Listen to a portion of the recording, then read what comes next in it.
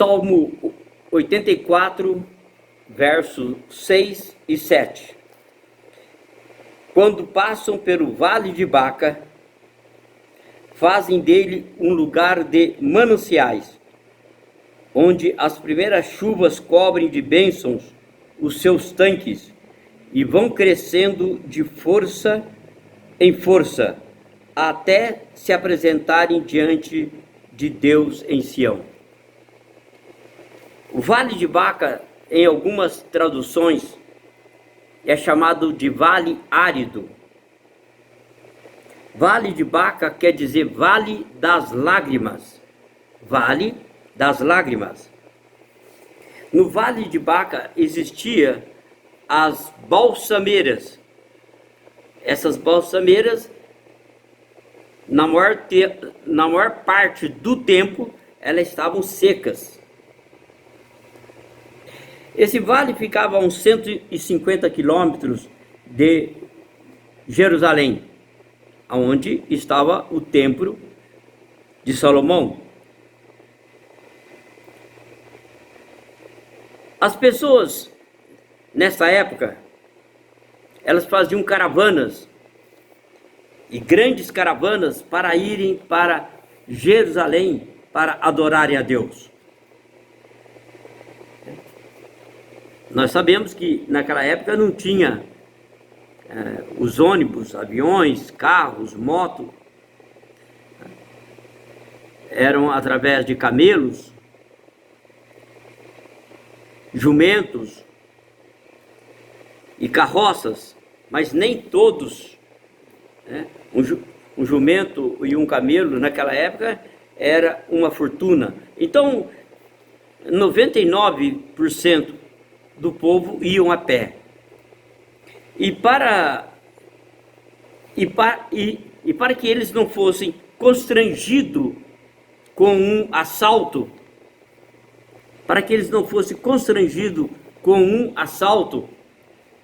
eles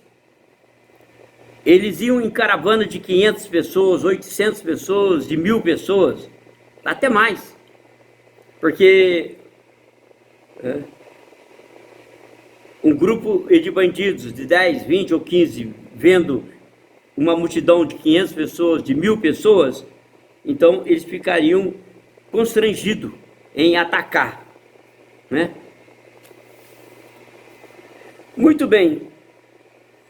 Então todo ano as famílias elas se reuniam em caravana para irem para Jerusalém, principalmente para a Páscoa, para levar as suas ofertas, os seus dízimos e a sua adoração, a sua oferta de adoração em Jerusalém.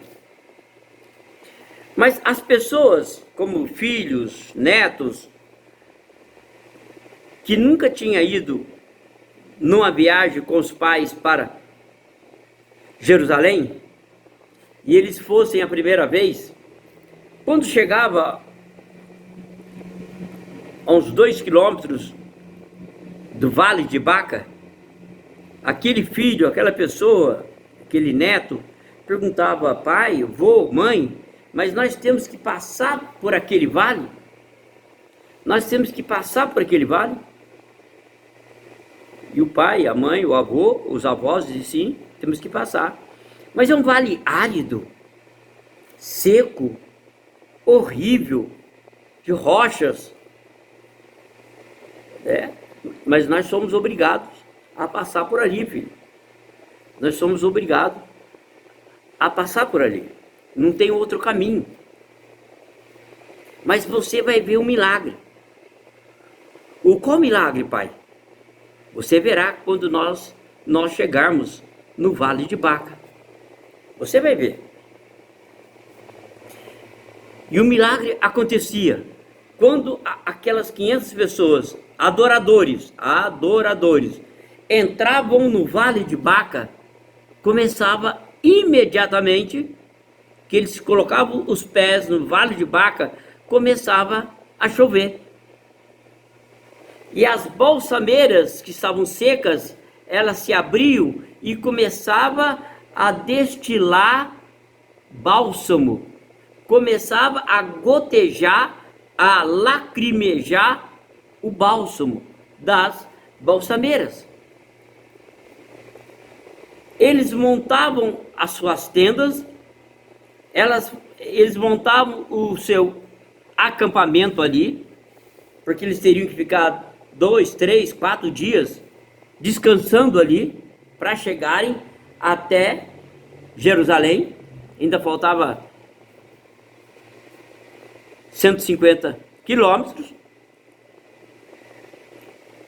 E o que eles faziam? Eles iam naquelas rochas, os homens pegavam um martelo, uma ponta de ferro, e naquela rocha, naquela pedra, eles iam abrindo um buraco enorme, um buraco que coubesse uma pessoa. E eles faziam vários, dezenas de buracos, vamos chamar de tanques, para que a água da chuva que estava descendo enchesse aqueles tanques. Então, um tanque ficava para as crianças tomarem banho e brincarem.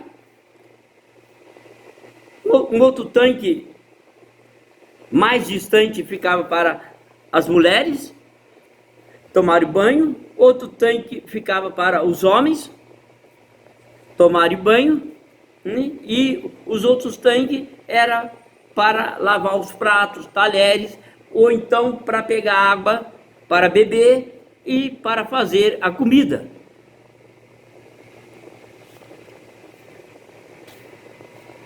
E na viagem, aqueles que estavam com os pés totalmente em ferida, eles iam embaixo das balsameiras, que estava gotejando, destilando bálsamo, e colocavam os seus pés enferidados, com bolhas. E aquele bálsamo caía, era como uma pomada, um alívio para curar, para cicatrizar aquelas feridas. Este era o milagre. No Vale de Baca, que não havia chuva, e as balsameiras estavam secas, não gotejavam. Quando os adoradores entravam, começava imediatamente a chover, e as balsameiras a destilar, a gotejar bálsamo. Porém, se tivesse uma pessoa no meio daquele grupo que estivesse indo para Jerusalém, mas a motivação do coração não era para adoração, ia para Jerusalém vamos colocar, para ver a avó que morava lá, tios, sobrinhos, amigos, não tem pecado nenhum. Ou iam e estavam indo para lá para ver a noiva, também não tem pecado nenhum. Como Jerusalém tinha 150 mil habitantes, na Páscoa aumentava 40 vezes mais. Se você multiplicar 150 mil por 40, vai dar 6 milhões de pessoas. Então muita gente ia para lá para roubar também, né? Ladrões que iam aproveitar de estar no meio da multidão para roubar, e outros iam para vender as coisas. Aconteceu o seguinte: então, quando aquele grupo entrasse no Vale de Baca e tivesse uma pessoa que a motivação para ir para Jerusalém não era adoração, era para ver a noiva, era para vender as coisas, era para ver os parentes, não era para adoração, Quando aquele grupo de 500 pessoas entrava no Vale de Baca, não chovia. Não chovia. Não chovia. Não tinha bálsamo, as balsameiras continuavam secas e o céu fechado porque não chovia. O que o líder daquela caravana fazia? Eles precisavam de chuva, precisavam de água, precisavam de tomar banho. Eles precisavam que as balsameiras estivessem gotejando bálsamo para colocar os seus pés que estavam todos cheios de ferida. O líder daquela caravana, que já tinha experiência, pedia para todas as pessoas saírem do Vale de Baca. Ele pedia para fazer uma fila. Uma fila. Entrava o primeiro no Vale de Baca. Entrava um. Começava a chover. Adorador. Ele disse, vem o segundo. Adorador. A chuva continuava. As balsameiras gotejando. Entrava o terceiro. Entrava o quarto. Quinto, sexto, sétimo, 20, 30, 40, 50. Adoradores. Está tudo ali. Adoradores. E eu ia entrando, 150, 200, ele ia falando, um por um. Quando chegava na vez daquela pessoa que estava indo para Jerusalém, podia ter uma, duas ou três pessoas, mas se tivesse uma, aquela pessoa que estava indo para Jerusalém, e a intenção não era de adoração, era para fazer outras coisas, como vender, ver a noiva, ver os parentes. Quando aquela pessoa entrava no Vale de Baca, a chuva parava e as balsameiras se fechavam. O que o líder daquela caravana fazia? Chamava aquela pessoa de um lado e dizia, nós precisamos ficar aqui, 3 a 4 dias, descansando da viagem, porque temos ainda mais 150 quilômetros de caminhada até a cidade de Jerusalém. Precisamos ficar aqui, precisamos ter água e precisamos ter bálsamo. Ou você vai sozinho na frente, ou então você muda o seu coração para adoração,